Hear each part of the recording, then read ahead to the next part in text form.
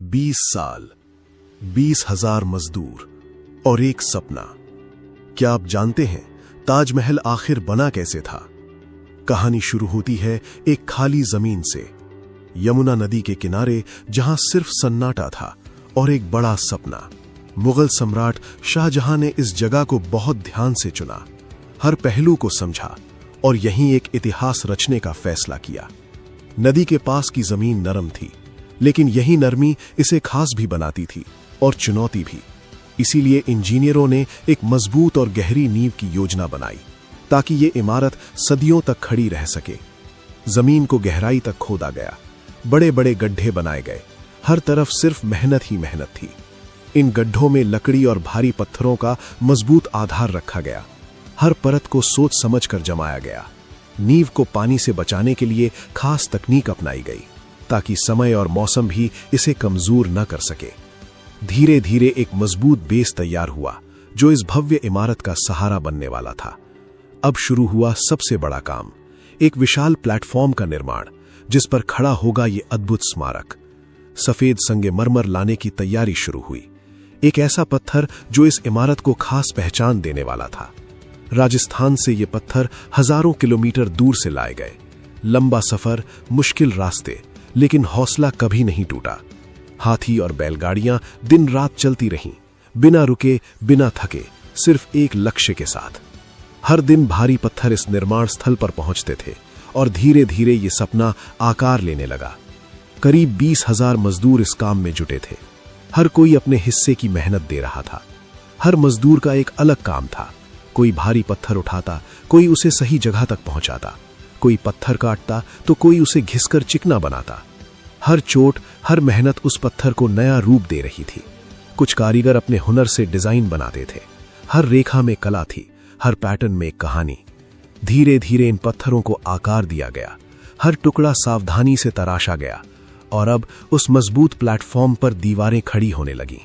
एक साधारण शुरुआत अब एक भव्य इमारत में बदल रही थी। अब इमारत का ढांचा धीरे धीरे आसमान की ओर उठने लगा। हर दिन इसके नए हिस्से जुड़ते गए और एक साधारण नींव हर पत्थर को बड़ी ही सटीकता से जोड़ा गया, जैसे हर टुकड़ा पहले से ही अपनी जगह तय करके आया हो। हैरानी की बात यह थी कि इसमें कोई सीमेंट इस्तेमाल नहीं हुआ, सिर्फ जुड़ाई की अद्भुत कला से पत्थरों को ऐसे जोड़ा गया। कारीगरों की मेहनत हर हिस्से में झलकती थी। हर कोना, हर सतह उनके हुनर की कहानी कह रही थी, जिसे देखकर कोई भी दंग रह जाए। अब शुरू हुआ सबसे बारीक काम, नक्काशी का, जहां पत्थरों पर कला उकेरी जाने लगी और इमारत खूबसूरती की नई मिसाल बनती गई। अब पत्थरों पर फूल और पत्तियों के खूबसूरत डिजाइन हाथों से बनाए जाने लगे। हर रेखा में कारीगरों की कला झलक रही थी। संगमरमर पर बेहद बारीकी से काम किया गया ताकि उसकी खूबसूरती हर नजर को अपनी ओर खींच सके। इसके बाद कीमती पत्थरों से सजावट की गई। हर रंग, हर चमक इस इमारत को और भी खास बना रही थी, जैसे इसमें एक नई जान आ गई हो। हर दीवार को इतनी खूबसूरती से सजाया गया कि देखने वाला बस देखता ही रह जाए। हर कोना कला और मेहनत की मिसाल बन गया। और अब बारी थी सबसे कठिन हिस्से की, एक ऐसा काम जो इस पूरे निर्माण की असली परीक्षा लेने वाला था। गुंबद बनाने के लिए एक ऊंचा मचान तैयार किया गया जो आसमान को छूता हुआ नजर आता था। मजदूर उस ऊंचाई पर चढ़कर पत्थर रखते थे। हर कदम बेहद सावधानी से उठाया जाता था। धीरे धीरे वो विशाल गुंबद आकार लेने लगा। हर दिन उसकी खूबसूरती और भी निखरती गई। ये काम आसान नहीं था, इसमें बहुत समय और अथाह मेहनत लगी। हर दिन सिर्फ एक ही लक्ष्य था, इस अद्भुत रचना को पूरा करना। इसका हर हिस्सा पूरी तरह संतुलन के साथ बनाया गया। हर माप, हर कोण बिल्कुल सटीक रखा गया। अब इस भव्य इमारत के चारों ओर ऊंची ऊंची मीनारें बनाई जाने लगी जो इसकी खूबसूरती को और भी बढ़ाने वाली थीं। इन मीनारों को हल्का सा बाहर की ओर झुकाया गया, एक ऐसी सोच के साथ जो आज भी लोगों को हैरान कर देती है, ताकि अगर कभी कोई आपदा आए तो मीनारें बाहर की ओर गिरें और मुख्य इमारत सुरक्षित रहे। अब पूरा ढांचा लगभग तैयार हो चुका था, हर हिस्सा अपनी जगह पर था और अब बारी थी अंतिम सजावट की, वो आखिरी स्पर्श जो इसे दुनिया की सबसे खूबसूरत धरोहर बनाने वाला था। अब दीवारों पर खूबसूरत लिखावट की गई, हर अक्षर को इतनी बारीकी से उकेरा गया, हर डिजाइन को ध्यान से चमकाया गया ताकि उसकी हर खूबसूरती उभर कर सामने आए। अब पूरा ताजमहल चमकने लगा था, हर कोना रोशनी में नहा गया था।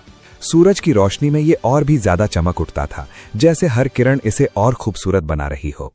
और जब रात होती, चांद की रोशनी में ये जादुई नजर आता था, जैसे कोई सपना सच हो गया हो। करीब 20 साल की लगातार मेहनत अब अपने अंतिम पड़ाव पर थी। हर दिन की मेहनत अब रंग लाने वाली थी। इस इमारत के हर हिस्से में मजदूरों की मेहनत झलकती थी। हर पत्थर उनके पसीने और लगन की कहानी कह रहा था। और आखिरकार वो दिन आ ही गया जब ये शानदार इमारत पूरी तरह बनकर तैयार हो गई।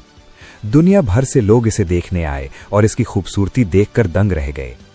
और इस तरह सालों की मेहनत, प्यार और समर्पण ने जन्म दिया एक ऐसी रचना को जो सिर्फ एक इमारत नहीं बल्कि भावनाओं का प्रतीक बन गई, जिसे आज पूरी दुनिया जानती है ताजमहल के नाम से। अगर आपको ये कहानी पसंद आई हो तो लाइक और सब्सक्राइब जरूर करें।